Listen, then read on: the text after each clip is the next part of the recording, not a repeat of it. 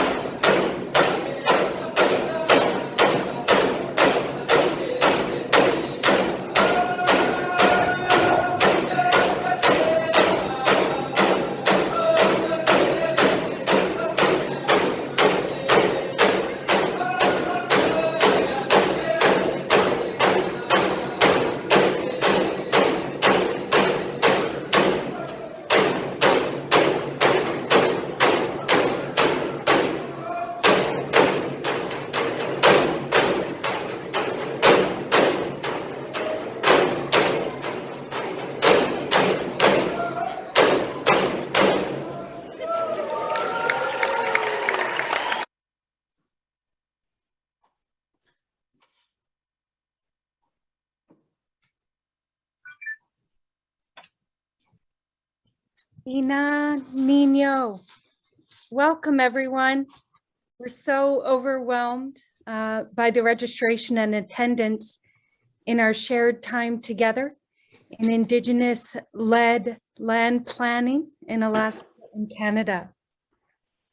Carrie Stevens Sauza, Maryland Hudson, Sekunt Ben Stevens Bauza, Sedina Dion Drachi Bauza, Dini Hutana Hudson, Fairbanks Lesdo, Ita'a Albert Supik Bauza, Ina'a Patricia Supik Bauza, Marilyn Lida.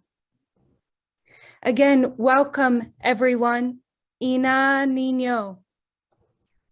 I am sharing with you the Danaka language, place of my husband and son, and here at the UAF Troth Yeda campus, the traditional lands of the Cheesh'na, the people of the Cheesh'na. I have the privilege to introduce myself in their language. As a non-native woman, I was never beaten for speaking my language. And so I recognize that for me, it's a joy to speak in my son's grandmother's language. They are people of the Canyon from Stevens Village. And again, I'm Carrie Stevens, Tribal Governance Faculty at the Troth Yeda campus in Fairbanks. This is a beautiful territory stewarded by the Cheesh'na, the people of the Cheesh'na, the Upper Tanana Dene peoples. So we thank them for their stewardship of this beautiful place, which is a traditional meeting. I also am here today, actually on the lands of the Dena'ina in Anchorage. And so I want to acknowledge them for this place in this urban setting. I'm so grateful and quite overwhelmed to see you all here today. We're so overwhelmed with the outpouring of interest in our time together. So what I would like to do is we'll do some brief introductions to our sessions and our time together. And we always want to create a safe space. This is a shared space, and we have many students taking for UAF credit. And it's very important to us that our classrooms are safe spaces in all ways. And so we want to create that space as we get started today, give an introduction to our time together. And then I'm so excited myself with the wonderful guest speakers that we have leading us today and their Indigenous voices. I know that I want to say, as you all logged on today, I don't think that you were expecting me to lead today. And I very much want to honor Chief Cook, Crystal Leonetti of the U.S. Fish and Wildlife Service, who is our partner. And as some of you may have learned today in your communications with her, she has had a family emergency. And so she'll be joining us in our next sessions. And we just really want to honor and lift up Chief Cook, her family, and the matriarchs who gave her to us. And we're just so grateful for her.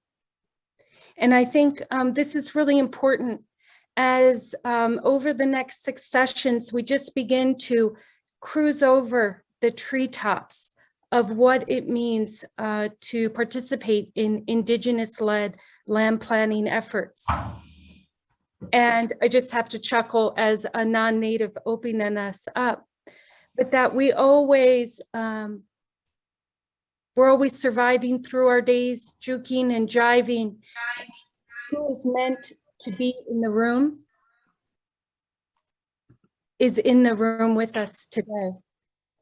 And how we do the work is so importantly the work. And I really hope that we bring that through in our time together in Indigenous-led land planning. So for all of us out there, if we can remember to be on mute for one another, create safe space for one another, and to lift up Crystal Leonetti, Chief Cook, and her family. and all of those who are not with us in the room today, who we do the work for, the ancestors and the youth. And so with that, I'll just do a brief screen share of our session and time together. But before I do that, I want to acknowledge two other amazing women who made this all happen, and one who's going to give you a brief introduction and history of how we got to this shared space today. So I just want to say a big Anabasi to Liana and Hannah Marie. They are both co-hosts, so you can also chat them as well in the messages and chat today, as they are all love and business and taking care of all of you. So I just have to say, myself, trying to keep up with Hannah Marie, making sure we have Google Drives and flyers and registrations. Anabasi, we wouldn't be here without her and her heavy lift. But this idea was born with Liana and a team, Indigenous leadership team. So I want to say Anabasi to Liana, who is a new mother as well, and let her share how we got here today. Basit, Liana. Thanks so much, Carrie, for bringing us in, and also as a non-Indigenous person working in this space, I feel deeply honored to be a part of this amazing team. And my name is Liana Hefner.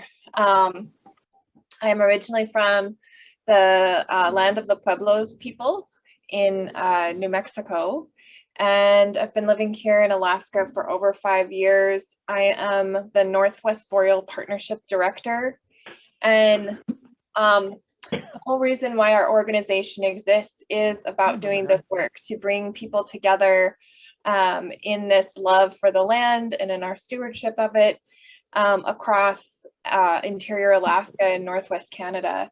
And so the idea for this came about several years ago, where we knew that, a very important part of the process of caring for our lands is,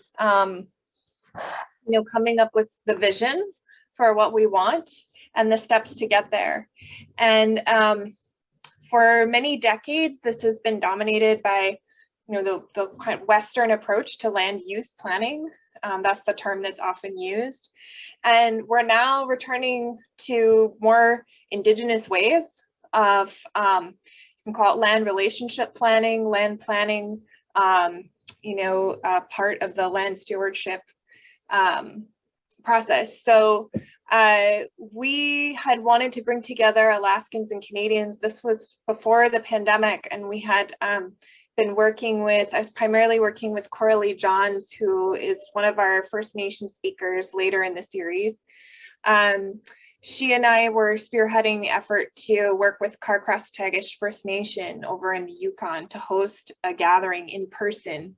And we had envisioned bringing people together and to share in a space where we could include ceremony, stories from elders, and not only being inside and maybe, having a podium and people giving PowerPoints, but we actually really wanted to make sure we had time to be out on the land and having these dialogues out on the land.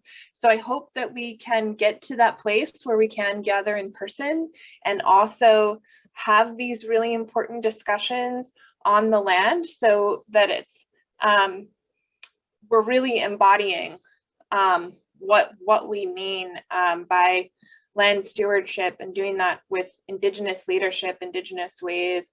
And so I'm just really grateful that we're now here and we're getting this started. It's just the beginning of what we hope to be many, many more dialogues and work in this area. I'm really grateful to Carrie and Crystal for stepping into this realm. We also have a really amazing group of our Indigenous leadership team that's been a part of this for the last 2 years.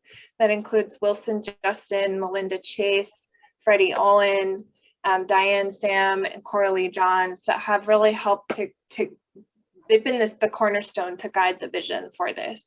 So I want to acknowledge them. And I'm grateful that everyone is here. And I'm really grateful to Carrie, Hannah Marie, and Crystal for doing a lot of work while I very suddenly went on maternity leave. We just adopted our infant son who's 2 months old. And it all happened very quickly. So we found out we were adopting, and 2 weeks later, he was here in the world. So thank you. I've been on maternity leave. Thank you to those 3 amazing women for doing a lot of hard work to pull this together.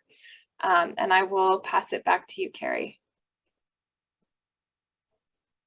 And Basi, Liana, for giving life to our time together and for all of the partnerships that has happened.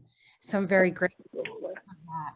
And so again, just ask that everybody mute their lines so everybody can hear clearly. Each day, how we will structure our time together is with a grounding and opening, always starting our classes this way with elder voices and songs. Songs are connection to tribal stewardship, to the relationship with the land and the animals. So I love beginning with those and elder stories. Then throughout our days together, we're going to be led with Indigenous voices, Indigenous knowledge, Indigenous expertise and ways of knowing. And that will really shape our conversations. And then the second half of our time together, each session will be for dialogue, to really unpack what we've heard, what we've listened to, and what we're learning. And so I feel that dialogue is a big part of our engagement together. And what I'm really looking forward to with our various participants. So because we're so overwhelmed and excited with everyone joining, we'll have all your spaces in the voices in the space, during our breakout dialogues and sharing back each day. And so I'll do a very brief screen share on little logistics, and then I'm going to hand it off to our phenomenal Indigenous speakers today. So I just would like to share with you our full syllabus, which is a UAF syllabus. And you see there our partnerships, of course, Northern Latin partnerships, U.S. Fish and Wildlife Service, UAF Tribal Governance, and the Northwest Boreal Partnership. And of course, Cheese Cook, Crystal Leonetti, will be with us as well. It has all the information here and our agreements. Again, it's very important for us that we respect one another in our dialogues, that we recognize everyone is an expert and brings their knowledge in so many ways in this room. I'm overwhelmed by the expertise, the knowledge, the experience that you all bring to this space. And we're coming from a very diverse set of perspectives so that we can speak to understand, speak to be understood, and listen to understand. And that we really move to solutions. But you see there, the First Alaskans Institute, we always use their dialogue agreements, that we really take care of one another and share the space in our breakout groups and our time together. So you can always come back and reflect on these. Again, we're skimming the treetops of Indigenous-led land planning efforts in Canada and in our time together. These are entire dissertations and PhDs, and we're a 6-session 1-credit course. And so it's just very important that we all will take away very different things from our time together. And I will be contacting all of you that registered for credit, and just ensure that you go through some of those specifications for the class as a class. But there's our session flow, as I shared. And then we have the schedule, which is always changing as we lean on, again, the Indigenous voices to lead us. And so today we'll really be grounded in that Indigenous worldview. I'm so honored and excited to hear from those that are sharing with us today.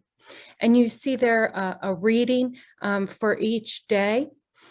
Next session on Thursday, we'll be focusing on the Alaskan context.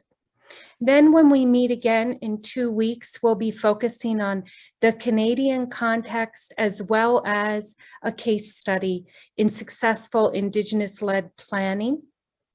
And then that Thursday as well, focusing on the Canadian context.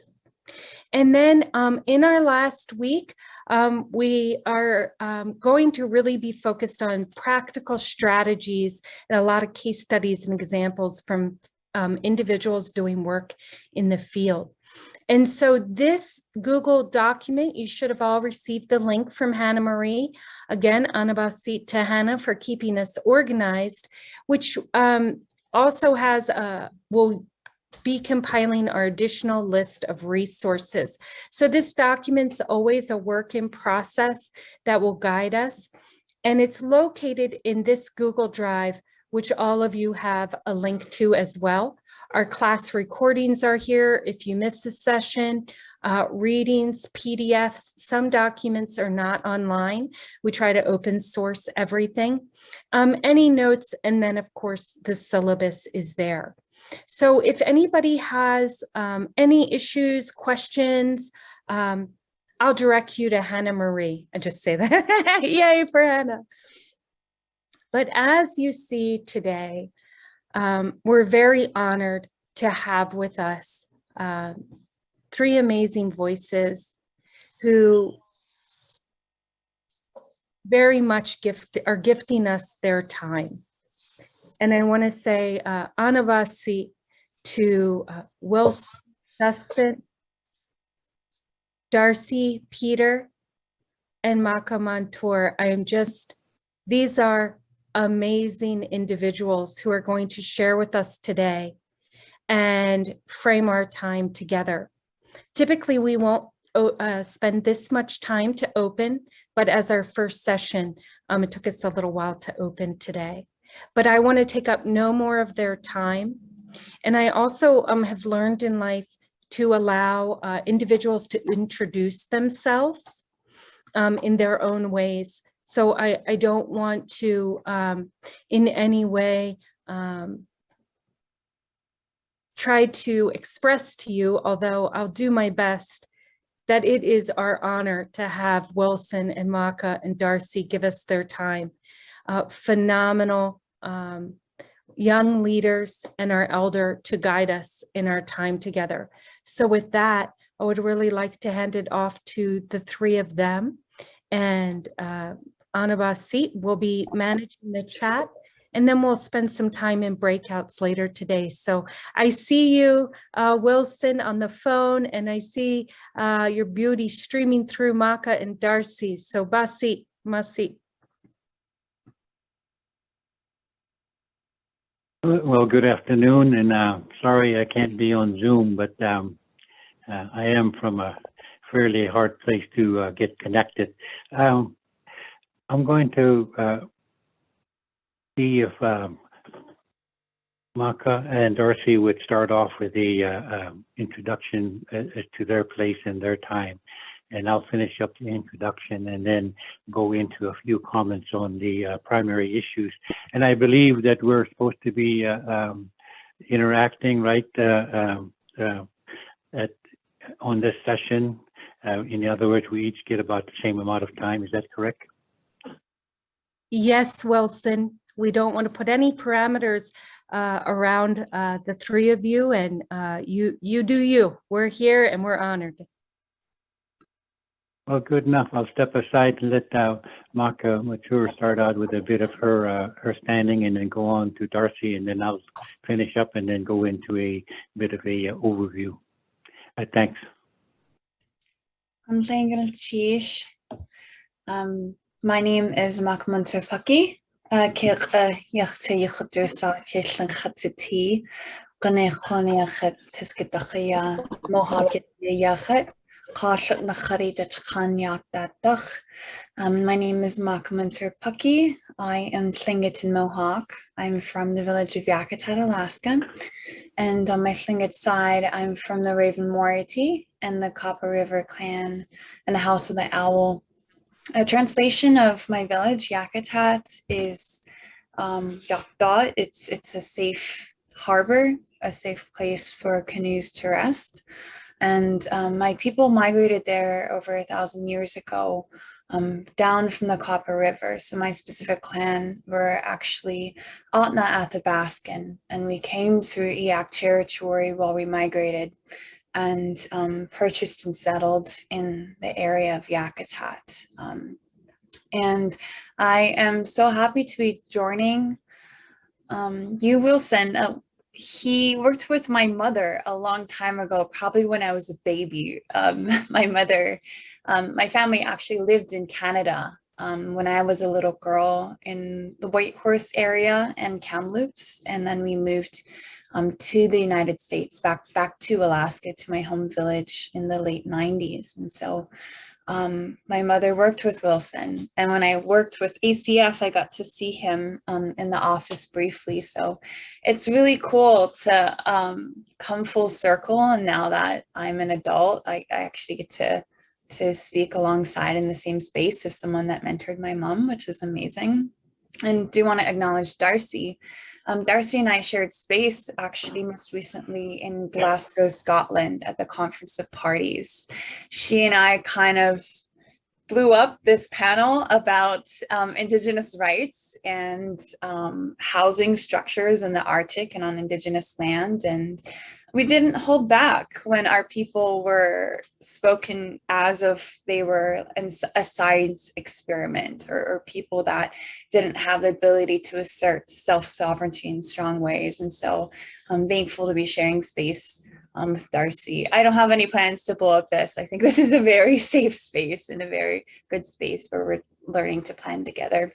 And I'm calling in from Kanien'kehá lands here in Anchorage, Alaska. So Untitled Chapter, and I'll hand it to Darcy for your introduction.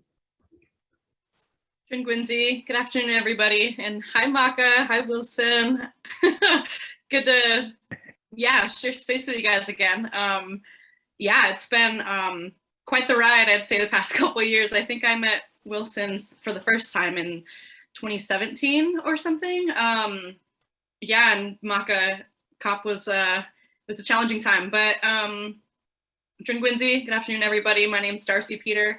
I'm Koyukon and Gwich'in Athabascan from the village of Beaver, Alaska. My mom is Val Adams from Beaver, and my dad is Johnny Peter Jr. from Fort Yukon. My grandparents on my mom's side are Clifford Adams Sr. and Hannah Adams. And my grandparents on my dad's side are Johnny Peter Sr.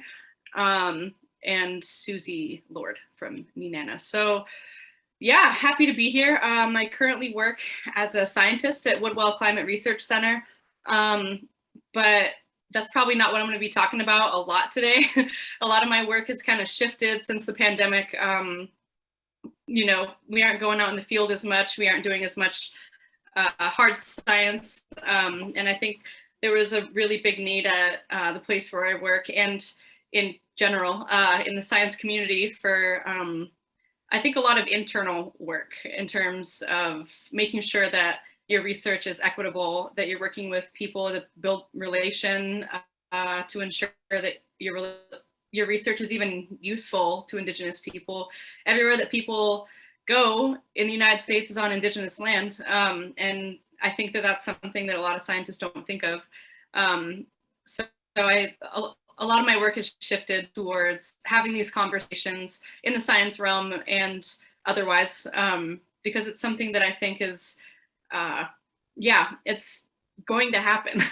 Like, we need to include Indigenous people in conversations around research, in academia, in the nonprofit, in policy, in every realm. We need Indigenous voices, and especially with Indigenous elders. You know, they have so much knowledge, so much wisdom. They've lived a lot of life, and I just have nothing but respect for elders and the youth who are advised by elders, and the early career folk like Maka and myself.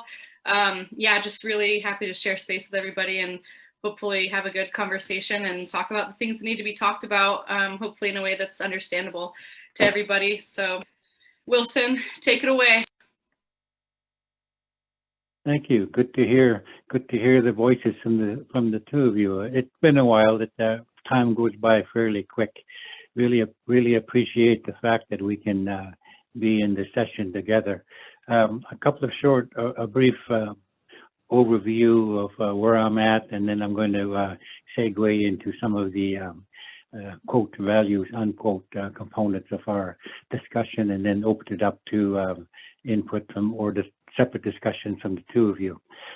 First of all, I'm Athabascan. My clan is Ustadne.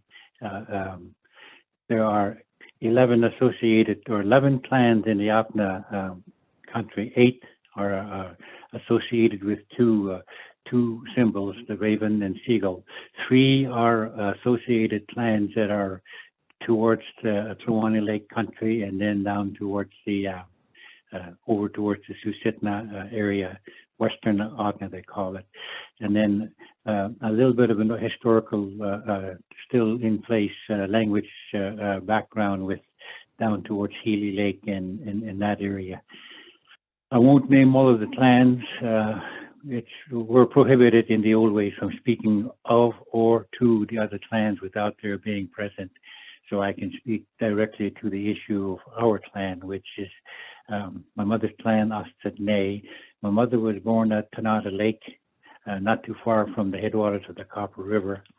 My father, directly out of the Medicine Man clan people, and the Medicine Man himself, along with his brother, Cheesh'na Joe, and another Titus John or Titus Joe, 3 medicine people that were in that section of land from Nabesna over to the White River country and over the headwaters of the Gwich'in area.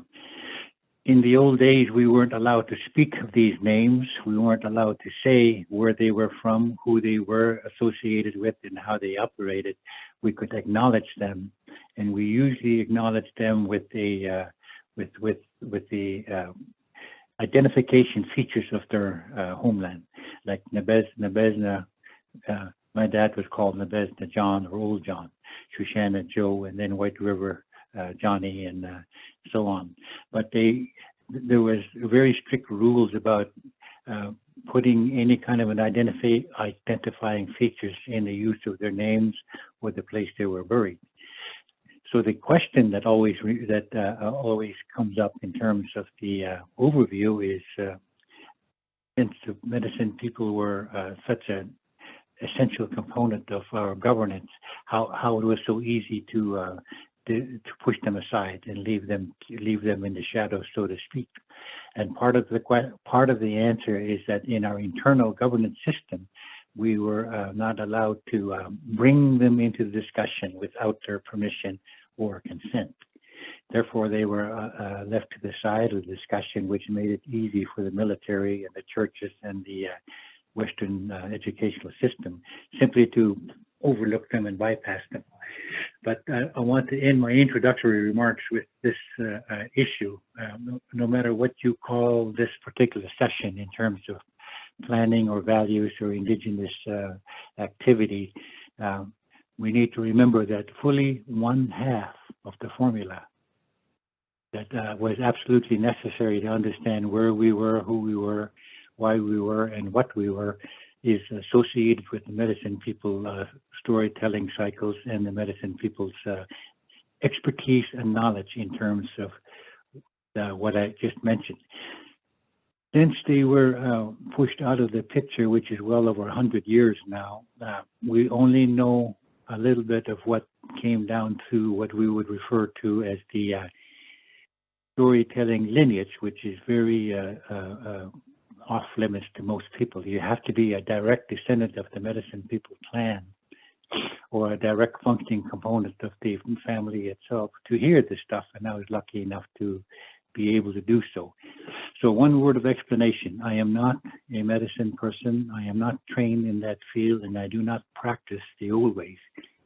My older half-brother, Jack John Justin, who is buried in Nabesna, was actually trained as a medicine person, was actually expected to carry on the medicine man traditions, was actually put into the what I would call the governance as a direct representative of the medicine people's fiefdom, but actually chose Christianity at about 30 years of age and totally rejected the medicine people world. So when I came of age, it was automatically, I was the person that moved into that role, and I did not have any formal training. I just got the stories and the language issues that I'm going to speak to in terms of community planning. So I got here by rote, like somebody said, it's like I was brought here whether I wanted to be or not, and I've come to terms with that a long time ago. With that being said, I won't use my name, you've heard it, but the last name, Justin, is the derivative of the medicine man's clan's designation, Just. So in this, for the record here, I speak on behalf of the, what I would call the Astsitne, the Nelsin, as a Just. And I hope my words don't wander from the teaching that I grew up with. Having said that, I'm going to step into this arena of indigenous land planning, Alaska and Canada. It's a massive landscape. It would probably take me about 3 days just to do the initial overview in terms of the different components that need to be in balance and connected in order to have what we would refer to as a indigenous-led component. But I want to go directly to a couple of the issues that are always been a major problem. One of them is that term planning. When I undertook training as a land use planner back in the 70s, about 4 years after the passage of the Act, I did almost 2 years there in Anchorage. And in between, I would attend UAA about 2 weeks at a time, then go back to work at Athabascan for 2 weeks, and then back and forth. In that tenure, a lot of times I would have elders tell me that we don't use that word planning. That's like pushing aside the creator and say, I'm taking over now. And that's we're not allowed to trespass on the creator's realm. So early on, I learned that the language itself was a major obstacle in everything we did in terms of the Euro-Western mindset and delegated duties and responsibilities versus the traditional governance systems that we had. Quite a few of my contemporaries in my generation who undertook planning literally stepped out of that component of planning because they thought they were riling up the relationship of the covenant to creator. I took the other path. To myself, I said, well, it sounds like then we need to stop using that term planning and start thinking about maybe transition or preparing for tomorrow rather than saying what tomorrow is going to be. We should get ourselves ready for what tomorrow might be or should be. Once I adopted that approach, it became a little easier, not necessarily a done deal, but a little easier to speak to elders about this question about what to do of our new lands tomorrow. And I use that term new because very much we need to look at the question of what lands mean in terms of community planning today. So I will segue now into some of the underlying currents that are running under this issue that is going to have a direct impact on how values and connectivity and the other components will have to be folded into the Euro-Western mindset on planning. Number one, we did not own land. We had no title. We had no proprietary instrument that would allow us to do land in a personal way. What we had was a governance system that was predicated upon exchange of communicative knowledge and exchange of languages and exchanges of what we call landscape names, which led to use and resources sharing and gifting. That particular kind of land orientation process was directly related to the issue of marriage. Marriage is where it started from. And that's why in the old days, learning about your grandfather's people was more important in terms of where you are and who you are than your matriarchal component. And we did that with storytelling. So absent this idea of land in terms of property and property lines and property values, the issue that came up in the 70s when I was involved in a lot of these determinations was this side issue of a lot of our most used, best used, and lands that we really need to be a component of our next generation was off limits because of the issue of the lack of recognition by potlatch and permission and consent of those people who passed during the epidemics. When I was looking at some of the lands to be set aside for acquisition or takeover by Athabascan, the older people would tell me, and I remember, lots of places you can't go, lots of places you can't talk about. Nobody potlatch that, nobody made song, nobody made potlatch. Nobody did anything. We have to leave it be until somebody come back and potlatch with them. So that brings up the second component of our governance system, which is wrapped around the idea of not having personal ownership of land, and that's the potlatch ceremony. And there are two of them. We have the funeral potlatch, which is pretty straightforward.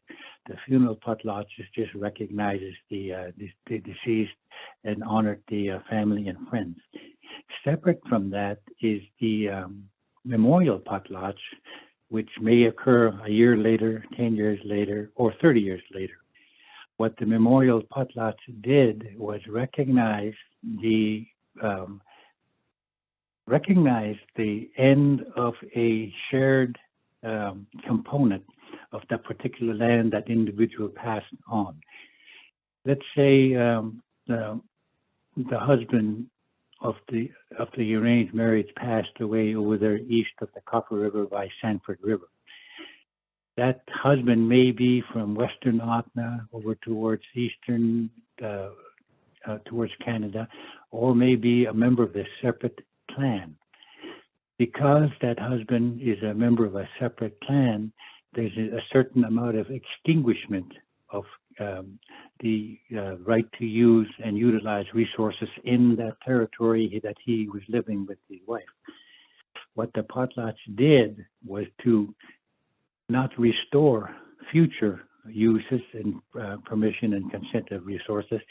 It recognized the fact that that person who passed away in that location had left a gift for his family and other members of his clan, so that the remaining marriage partner family had to recognize those components in terms of memorial potlatch and stand to the original agreement. And that's how we extended our future planning processes in terms of landscape and conservation. So it's arranged marriages and potlatches that were key to the idea of what the Euro-Western mindset proposes as community planning. The third component, the one that I was not speaking to, is that all of this had to be put into place in terms of the Medicine People Plan, which would be the legal component.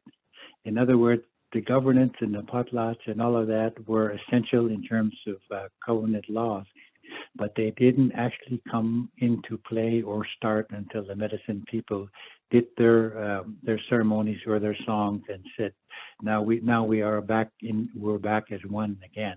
It's a long, convoluted process, and like I said, a memorial potlatch might be 2 years or 20 years or 30 years, and that could not be helped at times, but people expected it to happen at some point.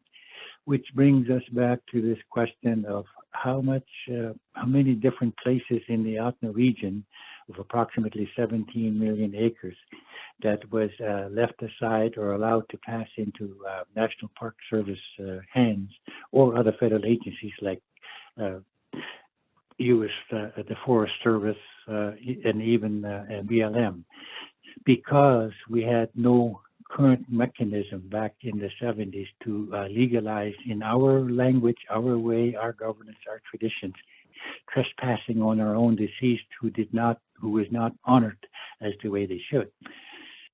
Now, if it sounds complex, it might be complex to you, but it's very straightforward to me. It'd be like putting a key in the car ignition, starting it up, and moving the car down the road at a select speed to a certain place, and then you come to a stop sign, you stop. When it says go, you go. It's that straightforward, and it's that simple for me to understand and work with, but it was very difficult to speak even to our own corporation back in the 70s. So let's step back now and look at the question of after Anilka came into being, and a lot of people like myself who expected Anilka to produce the answer to what Anilka failed to do, which was subsistence rights and all of the burial practice questions on potlatches, and none of that was touched in Anilka. So that failed in terms of recognizing indigenous peoples in terms of value as opposed to property. So the idea that values have a place in any kind of a planning effort took the long ways around, you might say, around the ocean before it came back into vogue. That brings up a couple of what I would call characteristics that are a part of indigenous planning, and then I'm going to stop there and let my two compatriots chime in. Part of the question that we have to contend with, and this is something that I've spoken to many times in terms of the idea of Euro-Western mindset on planning, is that we have to overcome several issues in terms of obstacles. First is the language. The language issue, English does not translate at all to indigenous values. It simply won't.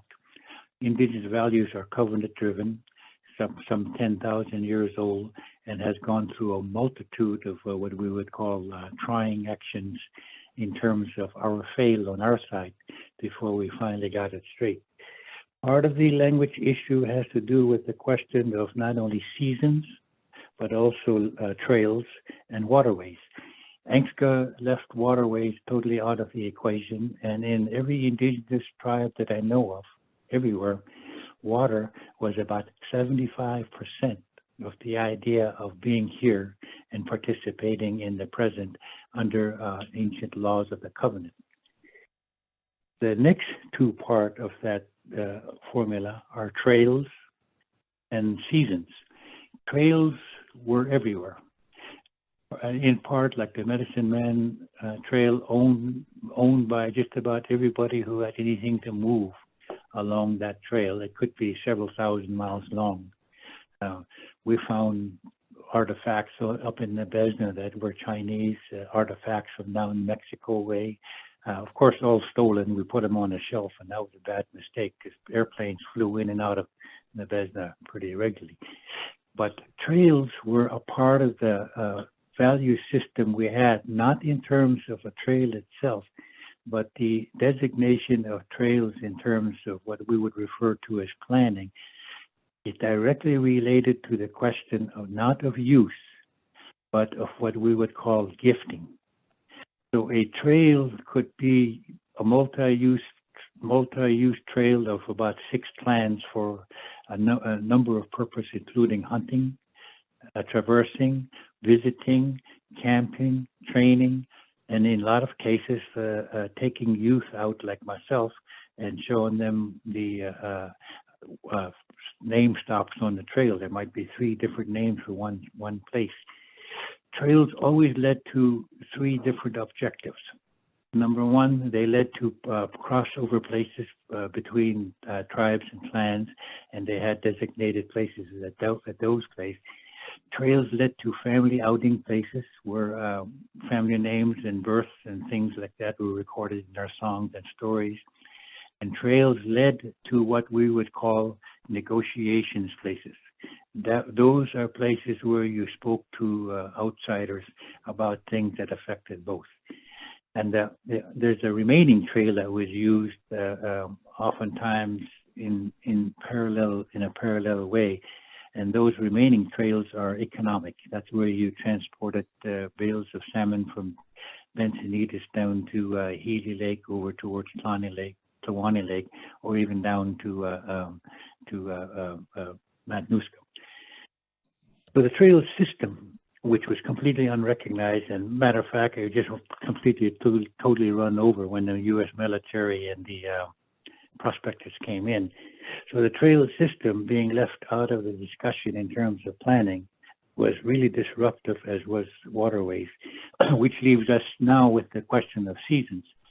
Seasons to the Euro-Western mindset is about hunting and taking and killing game. Seasons to the indigenous people was based on, number 1, the creation storytelling season, which is under the December moon. That's where all of our stories of sacred beginnings and stuff that we have to learn about the covenant with the Creator.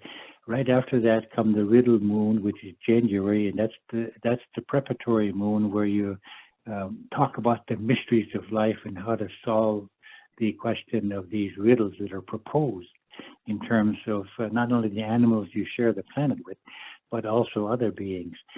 Separate from that, through the other seasons, there's the learning season, which is basically the what we would call the gathering season.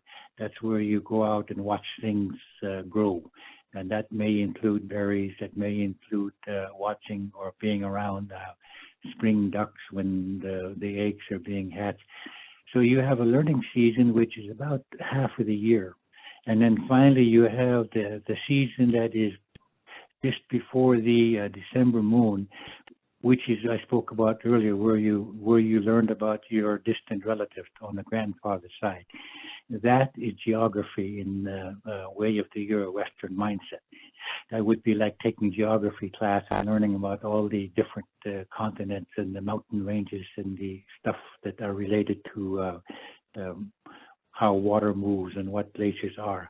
So in the part that's about a month and a half long. It's usually right after the end of the moose hunting season, which would be, in our old days, would be August, to about the first part of September. You would look at anywhere from 2 weeks to 2 months, depending on whether you're in the winter camp or you're in fall camp or you're back in your summer camp. These stories about your grandfather's people and your grandfather's geography would take place. That's when you're drying meat, or you're bringing in wood for the winter, or you're just helping to get ready for the winter. You're also learning about your great-grandfather's location. That's a quick and brief overview of how Indigenous minds work in terms of what we would refer to as land planning activities on a community basis and a conservation basis on an ecological in an ecological tone.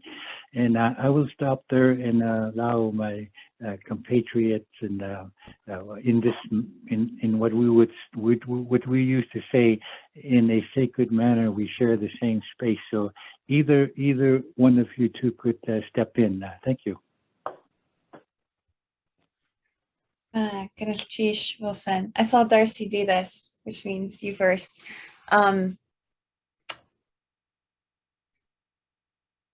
when I was a little girl, my grandma had this old Chevy truck. She was very proud of it. It was a 1993. It was like a 16 to 19 foot bed Navy truck that she would pile all the grandkids in. And we'd go out to what we would call our land through, through when I said that, like, our people migrated down there, and Yakutat is Kanien'kehá land. After contact, things really changed. And my family had land, but we never really saw it as like, this is our land that belongs to us. It was like land that we belonged to. And she'd pile all the grandkids in the back seat, and we'd go bumping through all these side roads out. It's a beautiful drive, and there's an area. If you're not familiar with Yakutat, it's a beach town. It's a Yakutat Tlingit beach area, coastal land where the sand is full of like magnetite, and it's dark purple. And I remember we'd go past these signs that would say territory of the US federal forest. And I'd be looking at all the medicinal plants, and I'd be looking at the blueberries and the salmon berries and things that our people always had a relationship with, or the spruce root trees, where we would gather them and we would weave. And it was like, bam, this big ugly sign that was like, do not trespass. And it was, our land in that area was made into parcels. So there's tribal land, there was private property with these massive no trespassing signs, there was the Tongass National Forest signs. And I remember as a child thinking, like, that's really weird. I thought Grandma said all this land is Kanien'kehá land. This is like our clan's land. My ancestor bought it with a canoe full of sea otters and tanahs so that his granddaughter could pick strawberries.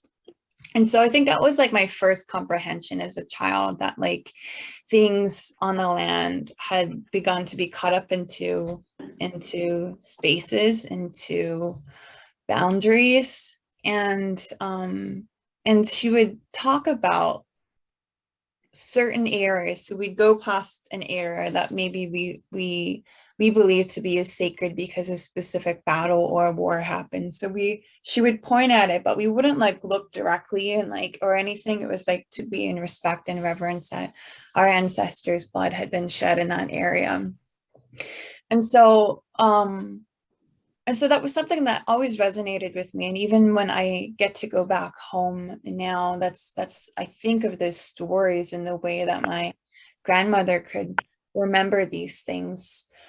In one of those specific battles, there's an oral history, and the oral history has specific connection to some of even the artifacts that we find that are now taken and housed in museums, down to where someone was stabbed and it hit a snuff box in their chest, and there's a dented snuff box, and it's how that specific Russian lieutenant survived that specific stab wound. So our history was so specific, and as Wilson has shared, it's seasonal. So I never thought of us as like planning things. It's like we always prepared for the season, and I think Wilson talked about that too. And so I thought of this, and a couple of years ago when I was asked to speak, it was an event with Conservation Lands Foundation. It was down in New Mexico. I was on this panel with some other speakers, and there was this almost gentleman, but not quite a gentleman, in a suit from DC that I think he must have had high like Bureau of Land Management like a job or something like that. Really cute suit. He sat with his shiny shoes crossed like this, and he was asked this question by the audience, which was, well, why don't, like, what is this concept of land back? What do you see as this? And he kind of sat back like this, and he said, well, the United States government's idea is that if we give land back to the natives, we want to make sure that they can manage it correctly.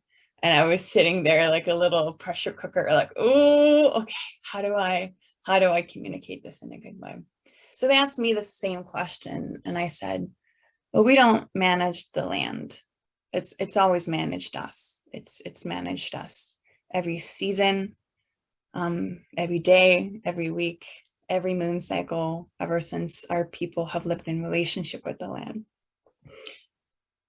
And he sure ran quick off the stage away from me after that. But I think it was interesting to be in that space where you had to think about what is the modern perception on these things, and what is the modern perception where when we have a relationship to the land, we have to constantly justify our humanity and our knowledge. And to even hear our elder Wilson speak about these things in this way, it brings me back to the stories that my grandmother and my grandfather would talk about in the land around Yakutat. And before I ask Darcy to share, I wanted to share something that's relevant to this. Let me see. So this past week, I lost an elder that was important to me. His name was Moana Jackson. He was Maori and from Aotearoa, from New Zealand. I'm married into Tufaratua and Tuhoi and Tainui clans of the Maori. And he's someone that really changed the gravity of my world and the way he talked about mana motuhake and sovereignty, so self-sovereignty. And one way you can say that, like that specific word, mana motuhake, is like sovereignty of our mana, of the energy that's inherently ours. But he, in one specific speech, I can find the link and pop it into the chat, he said, I think the essence of it is the most powerful beating of the human heart for our desire to be free. And that resonated with me because I think we desire to be free alongside in relationship with the land. And that's how we allow ourselves to be managed by it. And Dr. Linda Smith, who's another elder and mentor of me, spoke about Moana Jackson's passing. I think this is relevant to the way that we think of planning and everything that you may be learning in this course. So the remarks she made about Moana passing, she said, on our behalf, you had to speak to fools, to racists, and entitled ignoramuses, which I think she means like a hippopotamus that ignores you, but she's talking about the people that ignore Indigenous people's rights. She said, you talked to power, you talked our truth, and we are forever grateful. You also talked to us, to our own whānau, which means our families, to our rangatahi and our people. You shared your stories, you taught us, you gave us insight, and you helped us make sense of injustice. You showed us compassion and patience. You inspired us, and you made us better every time you spoke. I think in a way, that's a good parallel to the land. I think the land makes us a better person every time we're on it. And that's why it's so important that we have sovereignty inherently in any way that we plan and work together. So on Tlingit Cheesh'na, those are my first thoughts. Thank you, Wilson, for coming before me. And I'm excited to hear what Darcy wants to share as well. Yeah, Masi, thank you, Maka, and Wilson as well. Yeah, very moving. Put it in ways that are much more graceful than I'm capable of. Yeah, all amazing things, and I mean, I can't agree more. Obviously, I don't know what much more I can say. I can echo everything that you guys are saying, and just amplify that. Yeah, to touch on what Wilson said, you know, is really inherent to me as an Indigenous person. Like it's, you know, like my family has trails and streams off the Yukon that don't belong to us, but that we've always gone to, that my family's always gone to. And it's unspoken. We don't have to say it. We don't have to put a name on it. Like everybody knows in the area, like, oh, that's where, you know, this family goes. I know where all the families in Beaver, like, I know if they say they're going out, you know, hunting or to look for berries, then I know where they're going. And it's so interesting. My partner is non-Indigenous, and it's really hard to explain all the unspoken law in Beaver, where I'm from, because it's just at the heart of it, everything is respect, right? Like, we're in constant relation with the land, constant relation with its resources, with the animals, you know, the water, the trees, everything. Like, we're in relation with everything. And I grew up from my uncles hearing we take care of the land because the land takes care of us. Like, it was something really, yeah, it was just something we always took care of. Like, if there was trash on the side of the road, then we picked it up. If, you know, like, it just, like, this is what we can do for our land because the land takes care of us. And I think Maka put it in a really elegant way. Like, we don't manage the land, the land manages us as people. And I think something to touch on that kind of popped into my mind as, you know, my I don't know what she does. speaking is that, oh, sorry, I don't think somebody's muted, but something that popped into my mind when my friends were speaking was that in order to understand land management in Alaska, at least, and I think for most Indigenous places, you need to understand the history of what happened there. And, you know, for Wilson, you know, to just say, I mean, he said so many amazing things, Maka did as well, but something that, you know, Wilson touched on really quickly is he said this one sentence that is the inherent truth, and that's Kanien'kehá failed to honor and recognize Indigenous people and what that means to us and the ramifications of that, because they're huge. Keixé and Kanien'kehá both failed Indigenous people, and as a result, you know, our people, our culture are feeling the impacts of it. They're managing us as Indigenous people when we're managed by the land. So it's really tense, and it's something that is really frustrating at times, is to try to be managed. And I know, yeah, and something else that came into my mind is the term resilient as Indigenous people, and how we're adaptable, and how we adapt to climate change, say, and the injustices that come with climate change, like erosion. You know, entire houses are falling into the ocean, into the rivers all throughout Alaska. Graveyards are falling in of our ancestors and our family members. And the government's saying that there's nothing that they could do. And so we as Indigenous people take it upon ourselves, right? If we want something done, we're going to do it. But I hate the term resilient, because we shouldn't have to be resilient. We shouldn't have to, you know, be this strong. We should just be listened to and be treated as equal. If what was happening in Alaska was happening in New York City, it would be frontline news and they would have resources like that. So it's something that is really frustrating to me, because I think a reason that we are so adaptable and resilient is because we listen to the land. And if the cottonwood's flying, then I'm like, oh, okay, there are king salmon in the river, right? Like, I have all these traditional laws and signifiers of what season it is, but then my people can't fish because it's not the right date yet.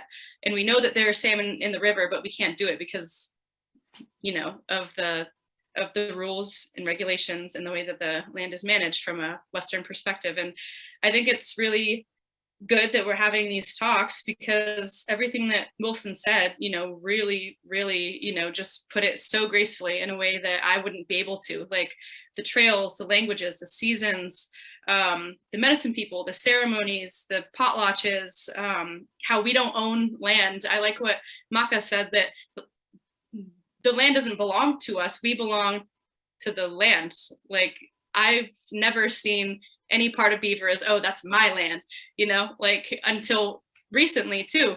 Yeah, it's just a really weird shift. It's like, you know, just to go off of Wilson's analogy of driving a car, it's like going to put it in drive and it's actually in reverse, and you're like, whoa, when did that change? Like, and if you go down again to think you're putting it in drive, it's in neutral, and it's like everything's different. Like, how do I adapt, or how do I like figure out how to drive this car when I thought I had my bearings and everything was going fine, and now, you know, you're driving a 6-wheeler instead of a car. It's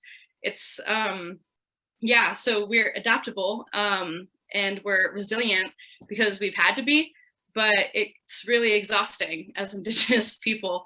I'm really happy that there are a lot of different people here from different entities to listen to such wise, amazing people, because I think me, myself included, everybody has a lot to learn from Maka and Wilson. So I think with that, I'll end. Masik-cho, thank you. Thank you. Appreciate the willingness to step in. Carrie, about how much more time do you want to for us to be doing this overview? Anabasi Wilson, we have about 20 more minutes that if you would like, and you have reflections from each other's comments to make closing comments, each one of you would be wonderful. I'm just feeling so gifted with all of your phenomenal words. So, Wilson. Okay, well, I will go ahead and do a few more comments, and then we can, Maka and Darcy can offer some parting comments too, and then probably go to questions. That works for me. I'm going to add a couple of observations to the issue of what we would call how to do community planning, or how to do landscape conservation planning, or how to just work in the general sense of the Euro-Western system. Before we go there, I want to add something that usually I end up a lot of discussions with this very issue. And it was touched on briefly by Maka and Darcy. That issue is leadership. Leadership had a entirely different connotation in Indigenous societies than it does in the Euro-Western sense. What we contended with, and we as being Alaska Natives in the 50s, 60s, and the 70s, we had three major issues that were a component in basically destroying our leadership capabilities. The first one was the 1959 Statehood Act, which was basically a pretty dramatic way of trying to make us into something we weren't. There are other times to speak to that. The second one, which was more of what I would call a dramatic social change, was the introduction of alcohol and drugs, marijuana and others in the 60s, which coupled with the change from the way the church provided the overview of the relationship with the Creator, made for a pretty jarring removal of the sense of self in terms of not only rural Alaska, but tribes and clans.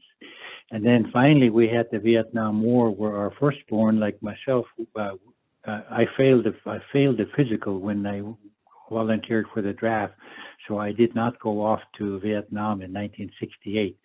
But many of my friends and relatives from all around me, who were a little older than I was and began going to Vietnam in 1965, firstborns like myself. I'm not a firstborn, but I got treated like a firstborn, as I mentioned. My older brother stepped aside in terms of Christianity. The firstborns who would have been given leadership values and attributes by our storytelling tribes and clans went to Vietnam, and when they came back, they were not who they were when they left. That has more significant impact on our inability to direct energy and time and reason to things like the 1971 Alaska Native Claims Settlement Act and other activities that occurred through the 70s. Our best people came back very deeply damaged and very deeply traumatized and no longer function in terms of everyday activities. I missed them enormously because I was running out in front by myself, and the people that I needed more than anything else were always somewhere in their lonesome world, completely shut off from the rest of us. That had a major impact on the issue of how we conducted our leadership activities in terms of negotiating. We didn't negotiate. We had nobody in our place to negotiate. We had to simply take what was going to be given to us. That being said, I'm going to step real briefly over into this question of, I've often been accused of trying to ruin everybody's life by saying we don't need English, which is entirely incorrect. My point and my perspective has been very plain from the day I started talking about English as a failure, is that we learned ourselves some 5,000 years ago that our communicative activities had to evolve with the times. In other words, you get left behind in terms of getting things done properly. English does not evolve. All indigenous language evolve. We evolve because everything around us changes, including climate. English, because it won't change, can't change, and is a legal instrument tied up in what we would call a huge 50,000, maybe 100,000 different laws, artificial construct, will simply be what it is until the day it no longer can function. And the question is today, in terms of 2022, if you have a legal language that's an obstacle, what do you do about that? And that's the question that I came here to pose on the table for the rest of you. What do you do about that? It's not Indians that have to change our communicative activities. It's the Euro-Western mindset in a legal sense that has to make English adapt to the new world, which in turn will have an immediate impact on the way the legal construct are put together in terms of who we are, where we are, why we are, and when we are. So I will leave it there and go on back to Maka. Thank you.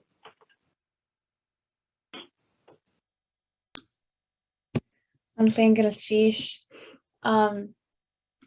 Chapter.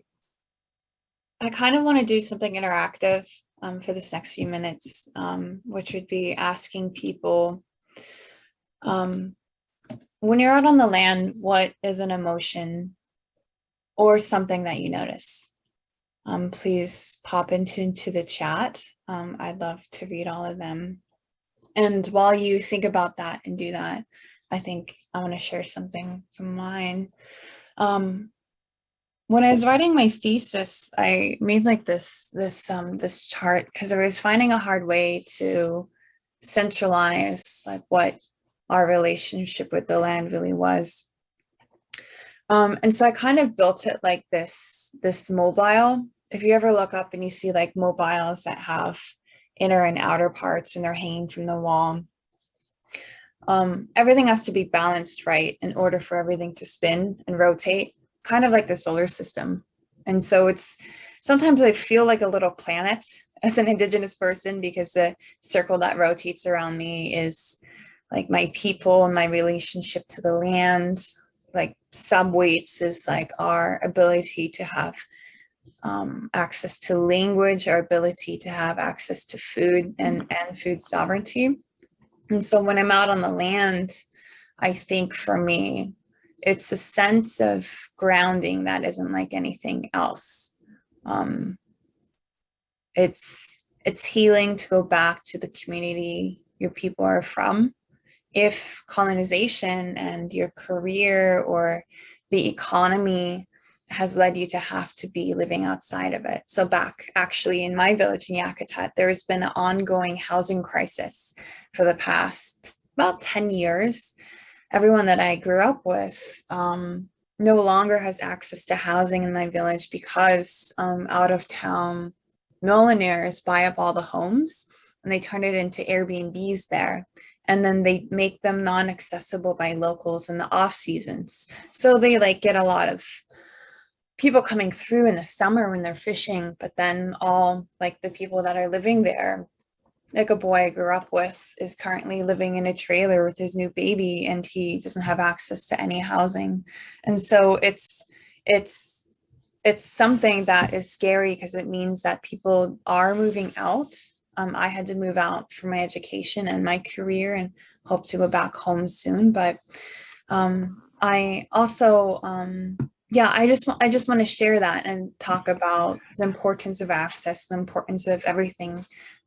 Because when one thing is out of balance, your entire solar system around you as an Indigenous person is off, and we're in a unique position because it's a responsibility and a privilege to try to speak on behalf of the land as much as we possibly can.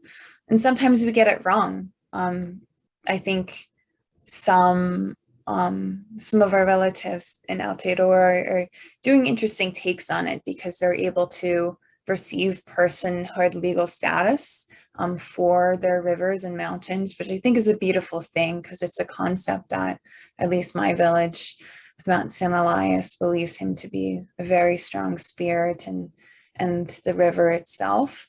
And so when I think of that relationship of the spirits and the lands itself, I do feel a lot of things that you're sharing here. I feel gratitude, and I feel that it is wild and true. I feel a heartbeat.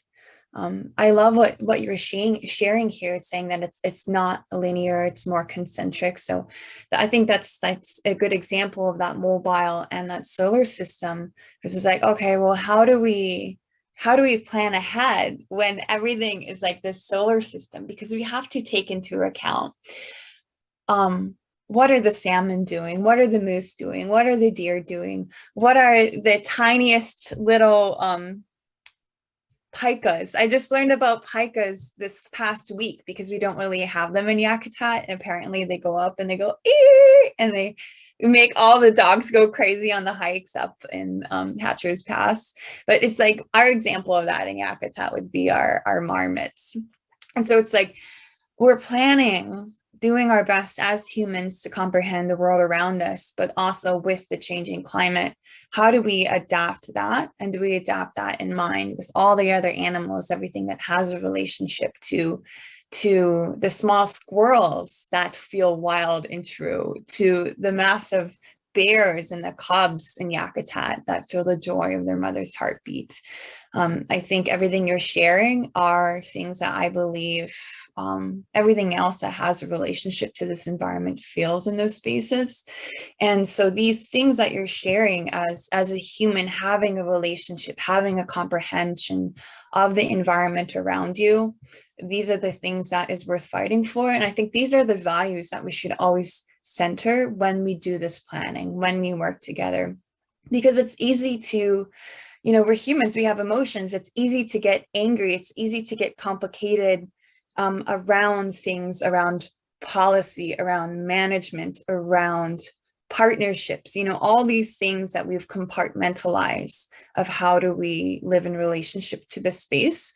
And so in the work that I do, I always try to advocate coming back to these things that you're sharing, to connectedness, to joy, to having a thought to past generations and future generations all in the same time as we're coming back to that mobile of who we are and making space around us. So on Tlingit's Cheesh, to everyone for sharing this, I'm going to write down some of these because these are beautiful, and I appreciate you being vulnerable to share these things. Yeah, thanks for doing that, Maka. That was awesome. It brought me back home there for a couple minutes. Yeah, I wrote down a lot of the things that I feel when I'm out on the land. I think the biggest one is relief. I didn't write in the chat, but somebody else did, and that is a really good way to summarize it, because this Western world is go, go, go, and you're working all these crazy hours, and you're going to the grocery store and driving cars. And in Beaver, we don't have cars, we don't have grocery stores, we don't have any of that. And so every time I get home, it's just like, oh my God, like I needed this. Every time I go back, I'm like, oh, thank God. Thank Creator, actually. Like I'm on the river, I'm in the land, I'm with my people. We all understand each other, we get each other. Like it's just like a breath of fresh air. Like it's absolutely amazing going home. And I really am pretty homesick now.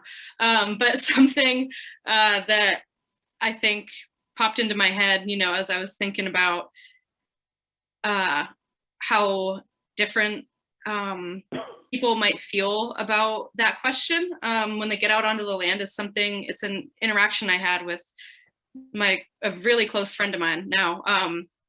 It was in 2017 and she was like, hey, let's go for a hike. And I was like, why would I do that? You know? And she was like, oh, there's like this big place and like, I want to hike it. And I was like, okay. But you know, me as an Indigenous person, I was never really fond of hiking. Like as an Indigenous person, like I only go outside if I need to, right? Like if I have to go get wood, or if I like go out and check the fish net, or if I go build a fish wheel, or if I build a smokehouse, or like if there's something that we have to do, then you go outside and you like, yeah, I don't know. Like, and so I was like, why would I go climb a mountain and exhaust myself? Like, yeah, like I was like, I mean, we're in Anchorage, like why? Yeah, I don't know. I just couldn't understand it. And she was like, what? You don't like hiking? And I was like, no, I love being outside and like working my body and stuff. But like, I don't know. I was trying to explain it to her and she was trying to explain it to me, her perspective. She's not Indigenous. And I was trying to explain it to her. Like, I don't see this mountain as this thing that I need to conquer, right? Like, I'm not here to conquer the land. Like I don't see it that way. Like, it's not a challenge to me that I want to take upon myself. Like I would go there to pay respect to it and to like honor it and to be like, wow, like you're still here, you know, like, thank you mountain for the runoff, for the ice that you make, you know, for the protection of erosion. Like I would go and like pay respect to it. But I mean, like from my perspective, like it's not something to be conquered. Like I don't go moose hunting every year. Like, oh, I'm going to get the biggest moose because it has the big antlers. I'm going to put it on my like, you know, cabin or hanging in my house. Like I'm going out on the land and I'm hunting and I'm like, all right, like where's this moose so that I can put meat in the freezer? And like, where's the moose that's going to give itself to me? Because we take care of the land takes care of us.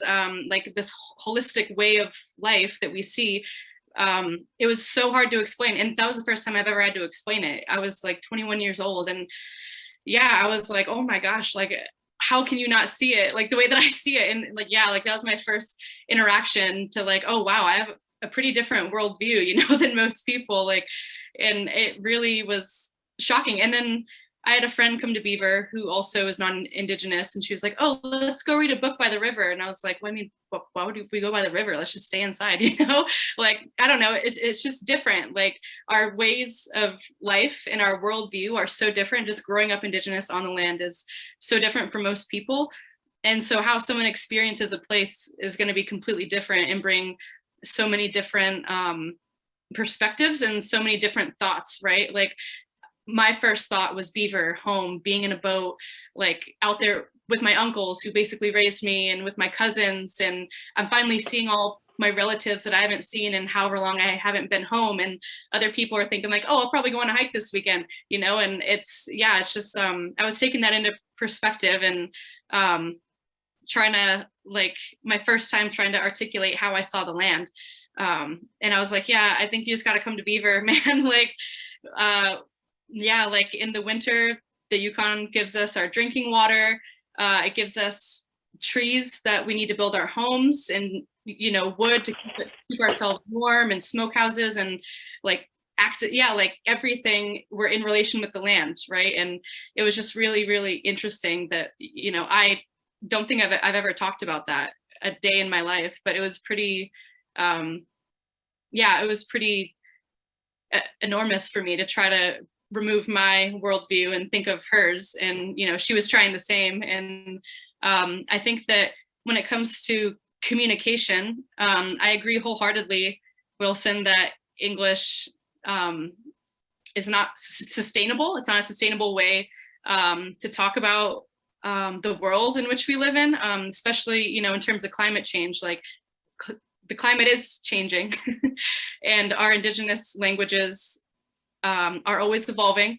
And there have been so many times where there's a word I'm looking for and I can't think of it in English, and then I'll just say it in Gwich'in or in, you know, a different language. And then I have to try to explain that word in English, and it doesn't do it justice. So it's, yeah, it's super, super humbling, you know, to think about how I grew up and how different it was. And, you know, growing up in Alaska, it's not the most inclusive state. It's a pretty red state. And how I got teased, you know, for eating different foods, wearing different clothes, celebrating different holidays, speaking different languages, and then looking at where we are now in the world, and how people see value in that. It's just really interesting to think of. So I know we have only about a minute left, but I guess I'll end there. Masi. Thank you. Harry? Yes, sir. Were you going to have a question and answer component, or did you, where do you go from here? What we were going to do from here was allow for some breakouts and allow people to have a dialogue around what they've heard from all three of you, so they could share with one another.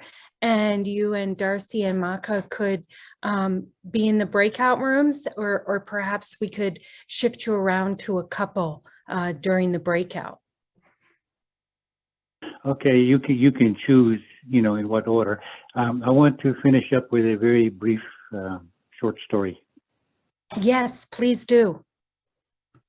Yeah. Normally, I start off with stories, but this time I thought I would end with one. During our many brushes with evil and fails of the human nature, and the way we entered into wars of destruction and what have you, and recurring theme was of messengers sent to us to straighten us out. And in one particular era, after a long destructive foray into useless wars, the population shifted dramatically. It was still in the time when animals and men were able to communicate with each other. We all spoke the same language. And the language that was created for us under the covenant was one of what we would call sharing and gifting and promissory notes. But there's one group of individuals on the planet indulge in a very aggressive, self-absorbing, selfish way, and became a very big strain on the remaining animals and the other lives, the other humans. So towards the end of this long era of evil, there was quiet. There was much death. There was much passing. Entire populations had dwindled away, and there was just seemed like no end.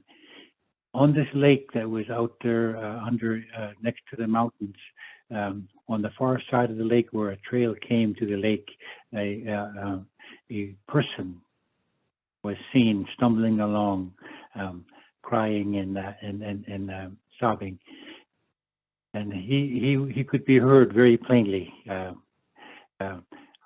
I am blinded by my own deeds, my own evil ways.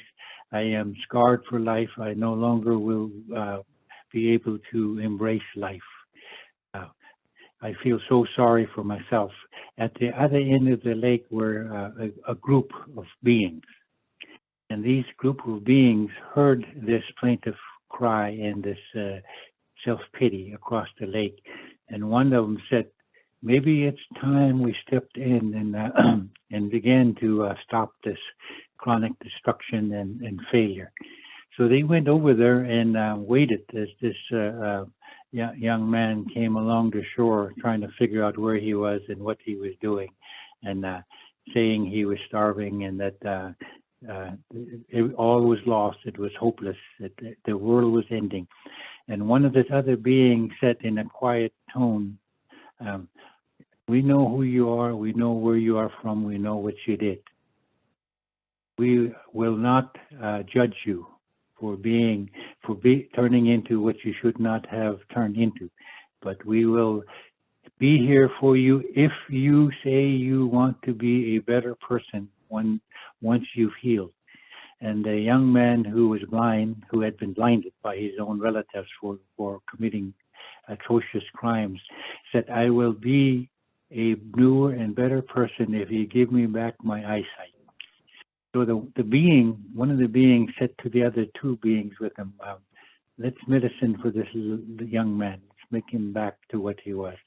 And they went over and told this young man, we're going to medicine for you. We're going to sing for you. We're going to do ceremonies, and your sight will slowly return through the summer. And then when this fall comes, we're going to leave. And when we leave, we want you to promise that you will never, never, never harm our kind or the waters of these lakes.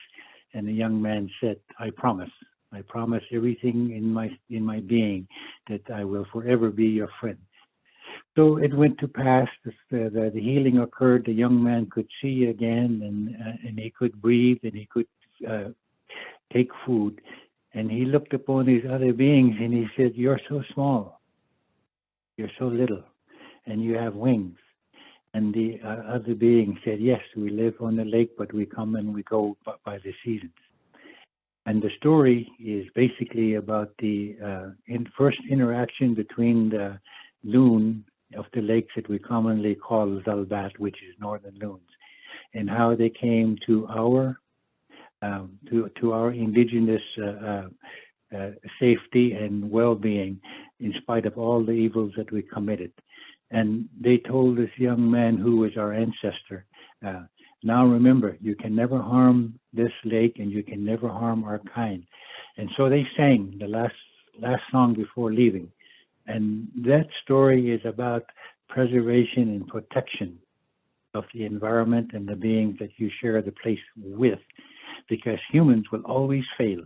There is no way for humans not to fail. We were born with failure, but we also are supposed to learn how to overcome failure and destructive components. And I always had that story in a lot of my activities. It's a separate story that is not told under the December creation moon story. It's often told in terms of the distant grandfather storytelling cycles, because that lake represents a place, a gift where you share with people from other places that are not a part of your landscape. And that lake, of course, is a direct representation of something called the Atna Lake, which 5,000 years ago filled the entire valley between Mount Sanford and almost all the way over to the Paxton Lake, and all the way down to the top of the Cheesh'na, where the ice walled it off. So the Atna Lake story had not been told that I can remember in 60 years.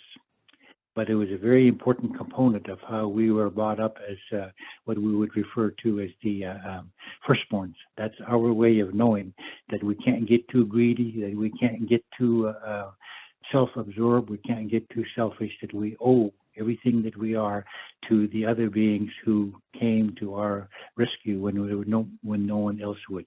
So that is my story gift to the group here, and back to you, Carrie.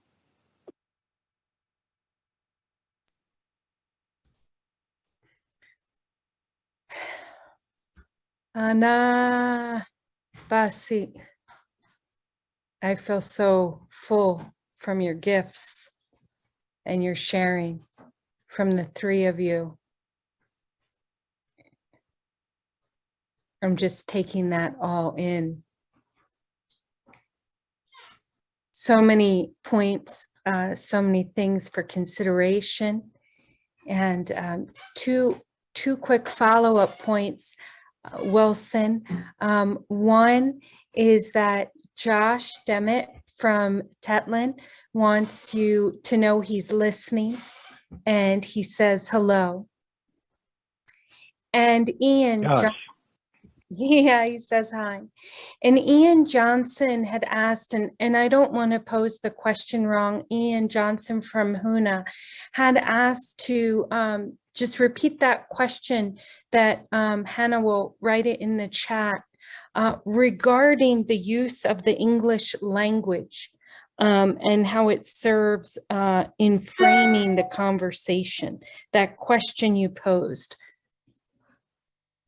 Would you mind to pose that? Question, okay, the question that comes up today in terms of the Indigenous overlap with the Euro-Western mind is, how do you make English compatible with the evolution cycle that needs to do in order to accommodate what is going on today, not only in a legal sense, but also in a sense of what I would call universal continuity, the connectivity.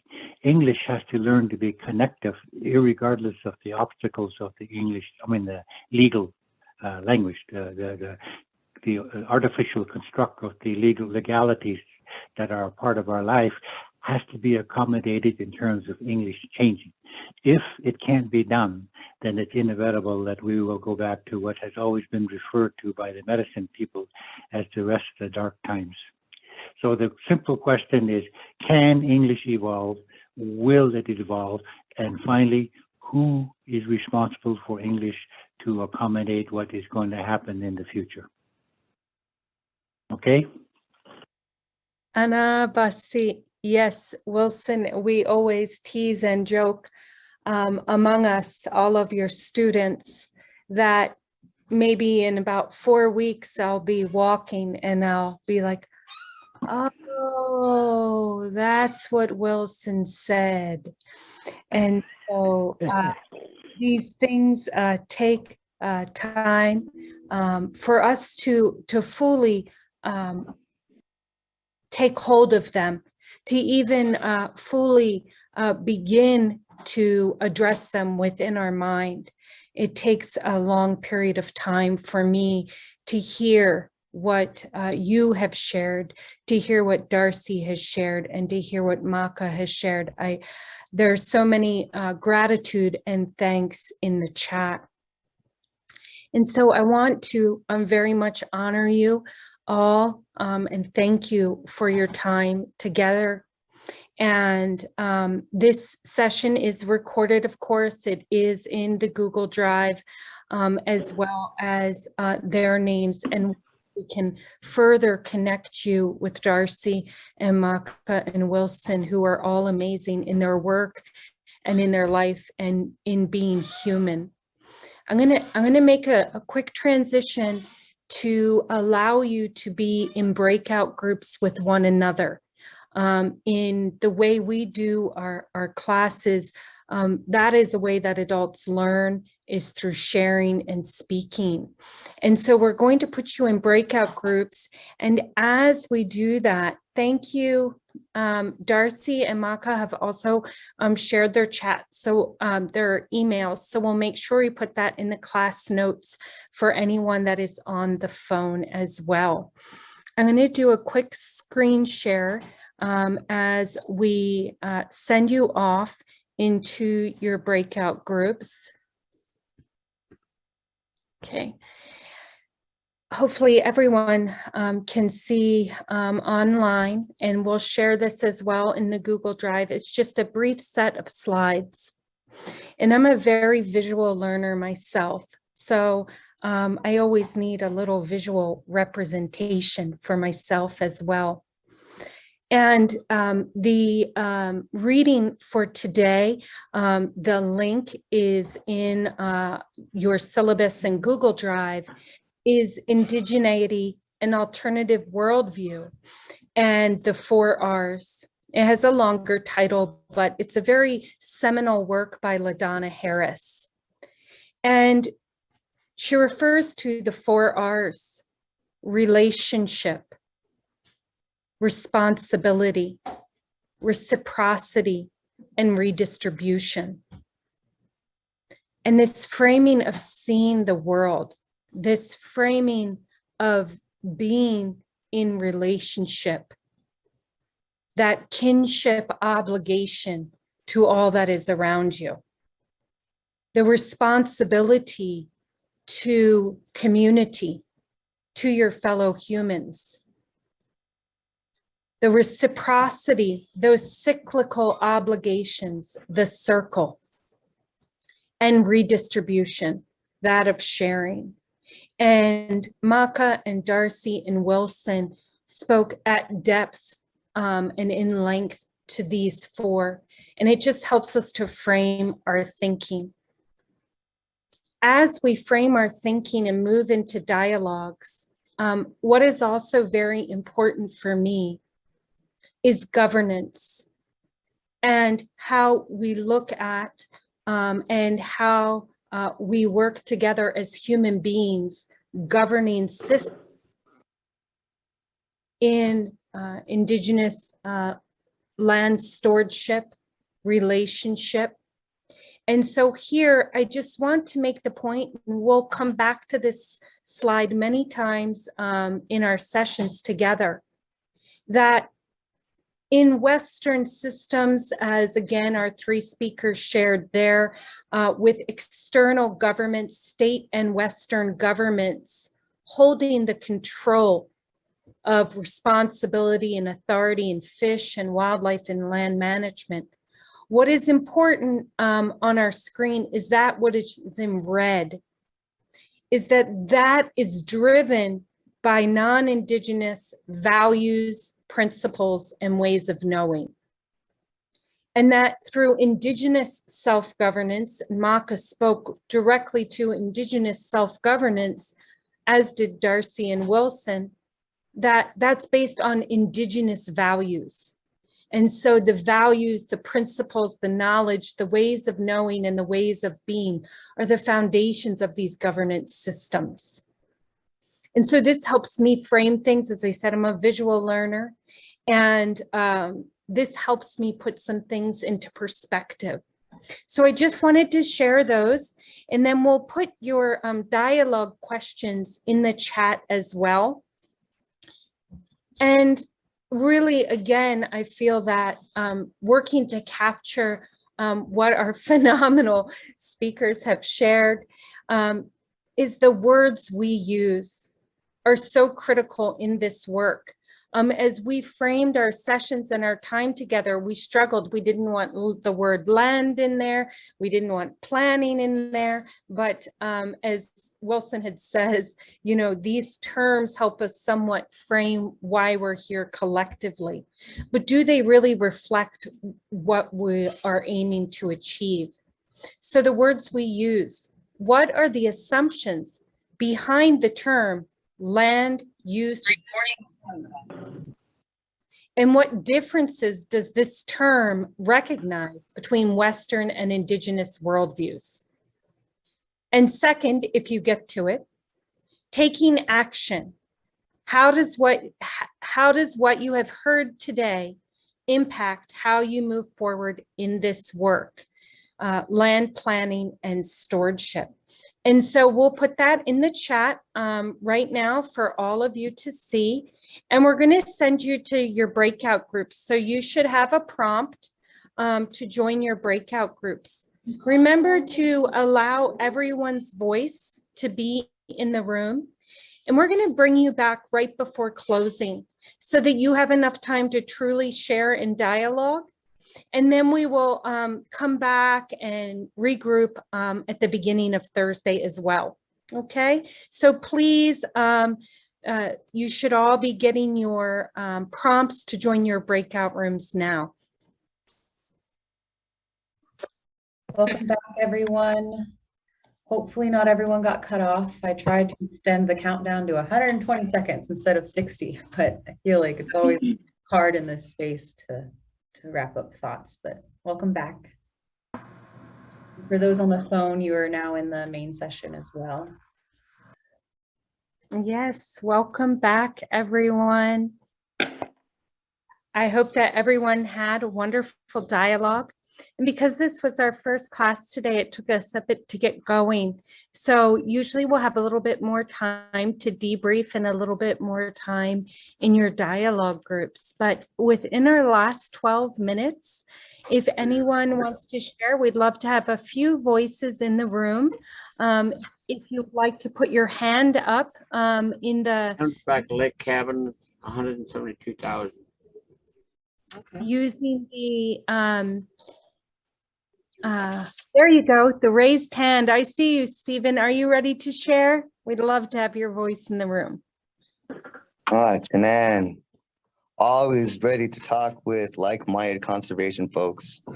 I just want to apologize. I was having some technical difficulties, and so I missed some of the discussions. But what I did see and what I've been able to partake in, I mean, I am really excited to see what folks move forward on within these discussions. I'm really trying to always offer my experience and what I've seen for getting folks on the land, for understanding what type of resources are out there for conservation and any sound development that folks are trying to look at. You know, I mean, they both go hand in hand in the land, as a landsman, you know, working with different contracts for folks looking to provide for their communities. I see a lot where there is a huge connection between development and conservation, but we don't really get to talk about it from a traditional standpoint. It's something that I was taught my entire life about respecting the land and living off of it. From what I know about living off it, so I'm not going to claim to know, you know, everything about being out there, but there's a lot within this field, within this space that everyone is creating within these discussions that really push that idea that both conservation and development can be together. It's just we have to understand how we look at it, what terms we use. And as Wilson Justin was saying, you know, the English language does have certain pieces that are missing within conveying thoughts. And then Indigenous language holds a lot of those ideas that we speak regularly. And we have tried to translate it into English, but now we just understand the meaning in the areas where we don't know what the exact words are. So I really want to say Tanan and thank you for everything I've heard. Qua. Stephen, and I see that you're with Alaska Village Initiatives. Liana put that in the chat as someone asked. And also feel free, if you have a closing comment you'd like to make in the chat, you can make it there as well. Some people like to share in the chat, or some people like to share online. We have time for a couple more closing thoughts or comments. Randy, I see your hand up. Yeah, I'm trying to find, I think there's a hand up machine or something you're supposed to use, but anyway. Thank you. First of all, thank you to everyone. This is an incredible experience, and to now be doing this is absolutely fabulous. In 1992, I tried to organize the very first Circumpolar Agricultural Conference out of Whitehorse, and I started actually in '89. No internet, dialing across the globe, the north of 60 globe, talking to researchers in Russia and Sweden and Norway to say, hey, listen, if the Alaska Highway goes out, we got food for 4 days. And this is because I was on emergency planning. And we put on the very first Circumpolar Agricultural Conference in 1992 here in Whitehorse. And the guest speaker, the keynote speaker, was Mary Simon, current Governor General of Canada. And Mary spoke about exactly this, what we're talking about. If we're going to plan this all together, and we're going to do this all together, and we're going to live all together, then this whole, some of you might be old enough to remember Alaska and Yukon wanted to break off and we'd become our own republic against Ottawa and Washington. Oh, maybe that was a secret one we were in. I maybe wasn't supposed to mention that. Anyway, cooperation across the Arctic will help the Arctic as best we can. And that's what we have to do. That's where our focus has to be for all of us across here, you know, with the Sami people, you know, and all the way across. And just to touch on what you were saying, what they were saying just in the last one, is it's about going there and finding out what it needs. Because it needs to sustain that area. And this whole competition for development, conservation, industry, that, and the other thing is like, so here's my last one. Interesting competition between an industry and a conservation and permitting board and a First Nation. What it comes down to is equal value and agreement on resource. This one came out with a report that says regionally significant resource in this case, I'll use rare earth minerals. Went on, told you all the dollars right down to the pennies on what all that was worth and how you do it. The next article was significant regional resource in caribou. Huge botanical and biology studies. No value balance question back. Like, if that was worth 800 million, what is survival of caribou forever? How much does that input into this whole thing? It has to be that conversation. That's all I'm saying. The Creator gave us these resources. We better help. That's all I got to say. Thanks, everybody. Love doing this. Thank you, Randy. Thank you for being on the line from Whitehorse. And I see Don.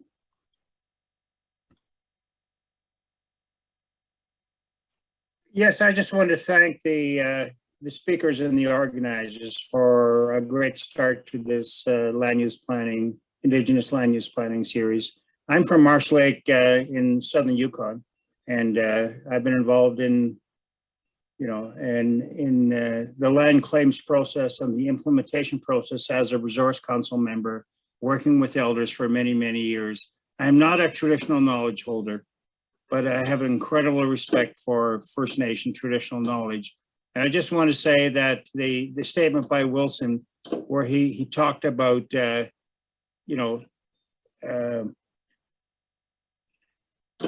planning for the future was a much better term than land use planning. And I think that's really resonates with me. And I guess the other thing is, I really realize a difference in kind of Western perspectives of land use planning. You know, the Western perspective is very often how will planning affect what I'm doing and what I plan to do in the future, is diametrically opposed to the Indigenous land use perspective, which is how will what I am doing or planning to do affect the environment in a holistic sense in the future. And so I think it's a very, very fundamental difference of perspective. And I never thought about it that way, but it's really brought it home. Thank you again, everyone. Anabasit Dan, it's nice to meet you as well online. I want to just close us out. It's just 3 until the hour, and I want to honor all of your time. Time is such an interesting concept itself, and our Western time, and many of you will jump into another Zoom in exactly 3 minutes, I'm sure. And I very much want to thank Wilson, Maka, and Darcy for creating this space for us to continue this dialogue and grounding us. And we will begin again on Thursday with some dialogues and conversations and sharing. And I will be sharing a little bit on the Alaska context, as will Freddie Olin, one of our advisory members, and having another breakout and dialogue as well, so more learning can happen.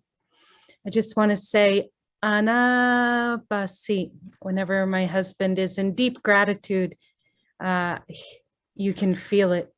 And time is the most valuable thing that all of us have. And you've given that to everyone here in this sharing. And so I hope that this time was valuable to you. I hope it continues to be valuable to you. And I hope Maka, Darcy, and Wilson's words continue to sink in over the next few days, weeks, and months into how you think about relationship and futures with this place, with your place, and with the land.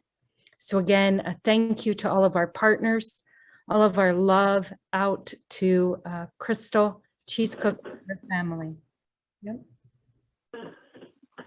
Anabasi, I see Maka and Wilson there, so I'll allow them to also step off.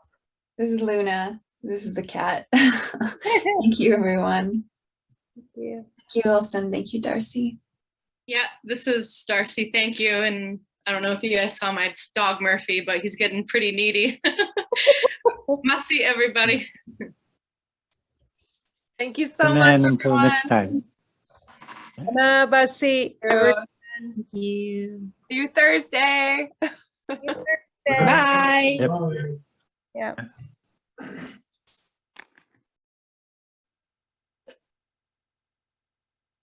Very interesting. Should we, Carrie and Hannah Marie, should we stay on?